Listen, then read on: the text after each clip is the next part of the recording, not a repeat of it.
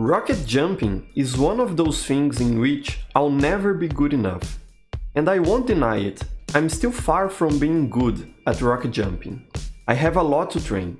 So, in this video, I'll share with you some tips and tricks that have helped me practice this essential skill in TF2. If you are completely new to rocket jumping, I'd advise you go watch Nate Fox's videos on the topic.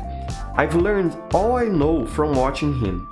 The basics are crouch, jump and shoot at the ground, everything at the same time. The angle of your shot and the direction you are looking at after jumping will determine where you end up going. It is important to avoid pressing W or S while in the air. Also, holding the crouch key helps you connect jumps and get better airborne control with the strafe keys, A and D by default. If you already have a grasp of these basics, my first tip to you would be to change your crouch key to something a bit easier to press. By default, the game assigns crouch to the left control key, but I don't find that very ergonomic. I recommend changing that to the left shift key, but you can choose whatever suits you best. I've even seen people using the mouse right button to crouch, but I find that counterintuitive. So I use shift to crouch and that helps me a lot. My second tip is to better adjust your mouse sensitivity. Because you have to flick your aim to rocket jump, you have to be comfortable with your mouse, or else you have a hard time. First, you should disable mouse acceleration. You have to do that both inside TF2 and also in your operating system's options. On Windows, you have to uncheck the box Enhance Pointer Precision. You'll find that on the mouse properties. Look it up on the settings menu. Make sure that box is unchecked. On Linux, it varies depending on your distro, but most of the time, all you have to do is reduce the mouse sensitivity on your control panel. And on Mac, you have to look it up, as I don't have a Mac, sorry. Next, you should disable mouse acceleration inside TF2 and also enable the raw input checkbox. After that, all you have to do is adjust your sensitivity to something comfortable for you. This depends on a lot of factors, but I recommend you do it this way.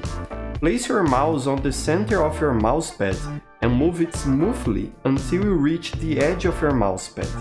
In this motion, you must have done exactly a 180 degrees turn.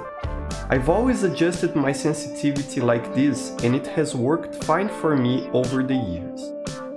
Now that you are more comfortable with your keyboard and mouse, all you have to do is practice. I recommend you do that on CP Gorge.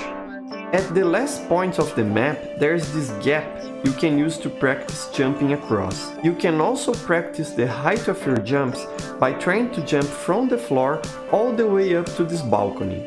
Do this many times until you can hit it every time. You can also practice connecting jumps right outside the first blue spawn. To connect, make sure you are holding the crouch key while airborne and, right before you touch the ground, shoot a rocket a bit in front of you. It's simple, but you have to get the hang of it by trying it, there's no other way.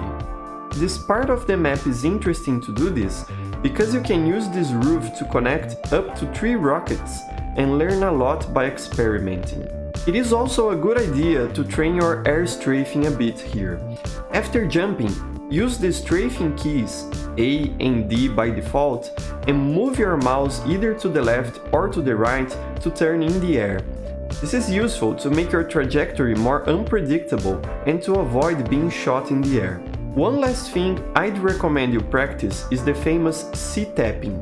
This is one of the trickiest skills to learn, but it is worth it because you can jump further and higher with it.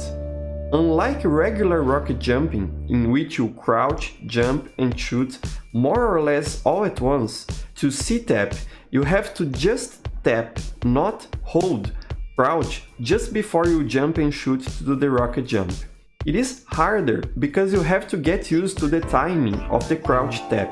To get used to it, walk around the map pressing crouch. The goal is to make your soldier get down to the ground without slowing down his walking speed, as I'm showing in the video. That's the timing of the crouch tap. Then you just need to do that before jumping and shooting. It takes practice and I myself still have some trouble with it. As I mentioned at the beginning of this video, learning how to rocket jump is a humbling and endless journey, so never feel discouraged by it and keep your head up. Pay attention to what other, more experienced soldiers do and learn by observing them. And remember, practice makes perfect. Do you have any rocket jumping tricks or tips to share? Do you have a hard time learning how to jump properly? Let me know in the comments. It will be interesting to hear what's your experience with this skill.